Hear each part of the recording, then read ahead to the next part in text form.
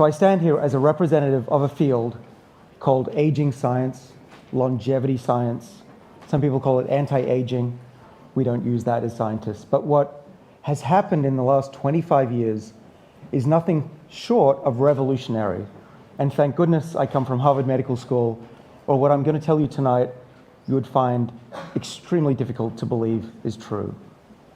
I'm on record saying that the first person to live to 150 years has already been born. And I said that about 5 years ago. And in the last 5 years, something extraordinary has happened since, making me think that it's not just 150 years, all bets are off.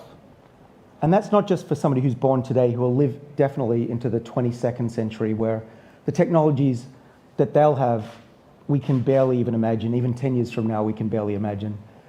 But those of us who were born in the 1960s, like I was, 1970s, 80s, and even those who are now just in their 20s, will benefit from this real major advance that I'm going to tell you about today.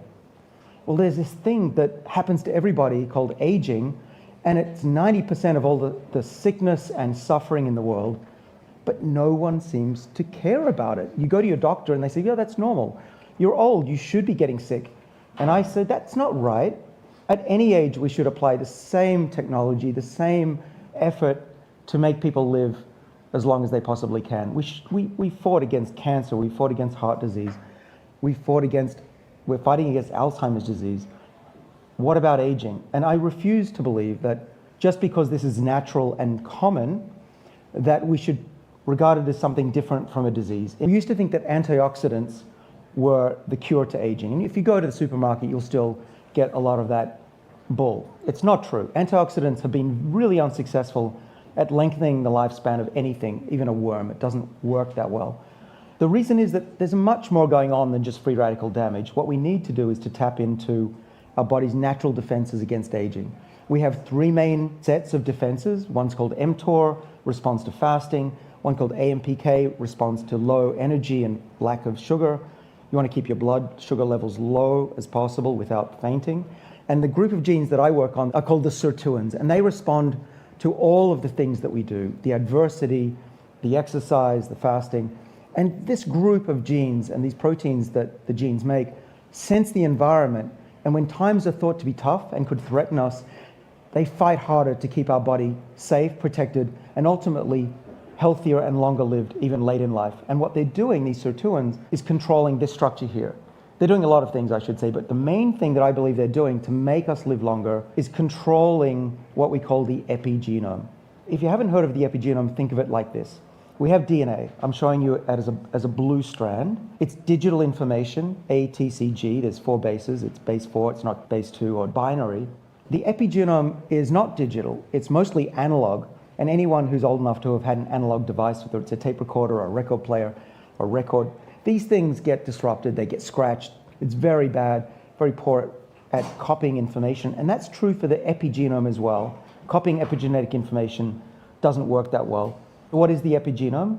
It's the structures that wrap up the DNA and say that this gene A should be on in a brain cell, but in a liver cell should be off. And this gene B should be off in a skin cell, but should be on in a kidney. But what I believe is causing aging is the skipping of those songs, skipping of the reader. And what makes songs skip? Scratches. So aging is essentially scratches on a compact disc that makes the music skip. And eventually, cells, by reading the wrong genes, skipping the wrong genes, lose their ability to fight against disease. They lose their function. We get dementia, we get heart disease, we get cancer, we get frailty. That is aging. So with this new theory of what I call the information theory of aging, we can perhaps test this by testing if epigenetic changes cause aging. And if that's true, is it possible to reset these structures back to being young? Is there a backup copy of the epigenome? In other words, can you polish that CD and get back the original music of our youth? If we tweak the epigenome, if we scratch that CD, if I'm right about the information theory of aging, what do we get? We'll get accelerated aging. This is a mouse that's the control in my lab. So we've tweaked this mouse in every other way except scratch its CD. At the same time, we took a sibling born at the same time, and we, for 3 weeks, accelerated the scratches on the CD. We disrupted its epigenome. and the cells started to lose their identity. The mouse didn't feel it. It's like getting an X-ray, you don't feel that. But what happened 10 months later was we got an old mouse. This isn't just a mouse that looks old. This mouse is literally 50% older than its sibling, even though it's genetically identical. These are twins born at the same time. One is old and one is not. We can drive aging as fast as we want forwards. Then the question is, if you can give something, can you take it away? And if I'm right, the answer is yes. First of all, let me show you about a minor tweak to age reversal. We found these sirtuins can defend against aging, but they can also reverse aspects. If we activate them, either giving them molecules from the plant world that plants produce when they want to slow down their aging process and survive, we call these xenohermetins. We have drugs that have been in development. We have more that are coming. We have one in particular that's of interest, and it's called an NAD booster. NAD is a fuel for the sirtuins, whereas Veratrol is the accelerator pedal. So giving the fuel to these mice, I'll show you what happens. One of these mice has been on the sirtuin activating molecule called Nmn, nicotinamide mononucleotide. And hopefully you can guess which of these mice has been rejuvenated from an old state. These are really old mice. They're almost 2 years of age, and only one of them has been drinking Nmn in the water. And if you pick the mouse on the right, you'd be wrong. It's the mouse on the left, obviously, and we have published in the journal Cell in 2018 that this is possible to rejuvenate the cardiovascular system of mice and make it younger through the sirtuins. And we know it's working through the sirtuins because if we delete those genes, you don't get this effect on these mice here. But that was just the beginning. That's 2018. We now have the ability to reset the age of an entire animal, leading to one day being able to reset the entire age of our bodies. What did we do? We really stood on the shoulders of a scientist, Shinya Yamanaka, who won the Nobel Prize in 2016 for discovering a set of embryonic genes that could take an adult cell, a skin cell from any of you, and turn it into a pluripotent stem cell that could be made into any other type of tissue. And we can do that in the lab. High school students can do this by putting in the 6 Yamanaka genes. Now we found that if you put in a subset of 3 of them, OCT4, SOX2, and KLF4, short for OSK, we could take the age of the body of a mouse backwards, but not so far that it would become a stem cell or a tumor. This was published in December 2020. It made the cover of Nature magazine, and the title on the magazine was Turning Back Time. This is one of the pieces of data from that paper. We did 3 things. The first was to damage an optic nerve in a mouse, and you can see on the top image that the crushed nerve is dying. That orange stain should extend all the way to the brain on the left. But in the reprogrammed eye, where we injected those 3 genes and turned them on for 3 weeks, we could make those neurons grow back. We measured those neurons, and they were literally half the age that they were 3 weeks ago.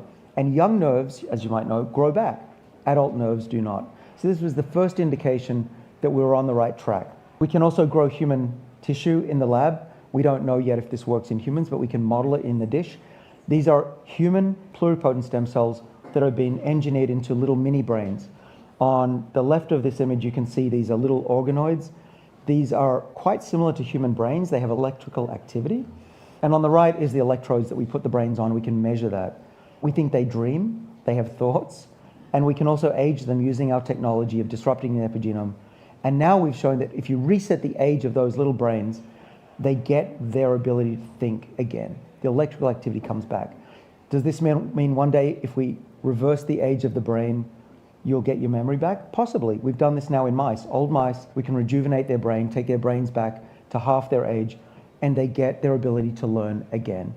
So you might say, well, this sounds great, but how long is this going to be before we have it? And my hope is that we're at a turning point in human history, as important as flight and Silicon Valley and energy and crypto.